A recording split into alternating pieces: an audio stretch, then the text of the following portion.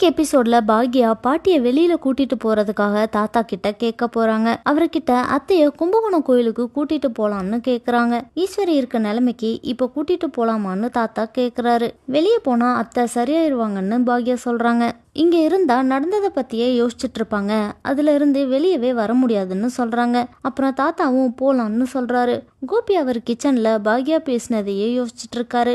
Order வந்த ஃபுட்டை எல்லாம் சமைச்சாச்சு, எல்லாம் சரியா இருக்கான்னு பாத்துக்கோங்கன்னு செஃப் கூப்பிடுறாரு. ஆனா கோபி அவர்கிட்ட கோவப்படுறாரு. பாக்யா வீட்டுல எல்லாரும் சாப்பிட்டே பாட்டிய பத்தி பேசிட்டு இருக்காங்க.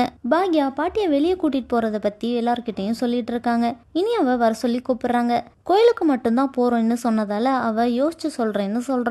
ஆனா பாக்யா இனி அவ வந்துதான் ஆகணும்னு சொல்லி மிரட்டுறாங்க.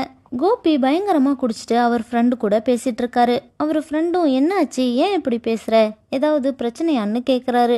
அதை விடுடா, என்னென்னமோ நடந்து முடிஞ்சிருச்சு, எவ்வளவு பிரச்சனையை ஃபேஸ் பண்ற தெரியுமான்னு கேக்குறாரு. ராதிகா என் வாழ்க்கையில வர்றதுக்கு முன்னாடி நான் எப்படி இருந்தேன், கெத்தா சிங்கம் மாதிரி இருந்தேன். ஆனா இப்போ என் வாழ்க்கை, சந்தோஷம், பிசினஸ் எல்லாமே போயிடுச்சுன்னு சொல்றாரு. பயங்கரமா குடிச்சிட்டு வீட்டுக்கு வராரு. திடீர்னு அவருக்கு பாட்டி ஞாபகம் வந்துருது. இந்த வழியா தானே அம்மாவை என் கூடயே இருக்கணும்னு சொல்லி கூட்டிட்டு வந்தேன், ஆனா இப்போ இந்த வழியாவே அவங்க வெளியில போற மாதிரி ஆயிடுச்சே, என் அம்மா அப்படியெல்லாம் எதுவும் பண்ணிருக்க மாட்டாங்கன்னு சொல்லிட்டு இருக்காரு. ஏதோ தப்பு நடந்திருக்கு, குழப்பம் நடந்திருக்குன்னு சொல்றாரு. வீட்டுக்கு வந்து மயுவோட பேசிட்டு இருக்காரு. குடிச்சிட்டு வந்திருக்கிறதால ராதிகா மயுவை ரூம்க்கு அனுப்பிடுறாங்க. என்ன நடக்க போகுதுன்னு நாளைக்கு எபிசோட்ல பார்க்கலாம்.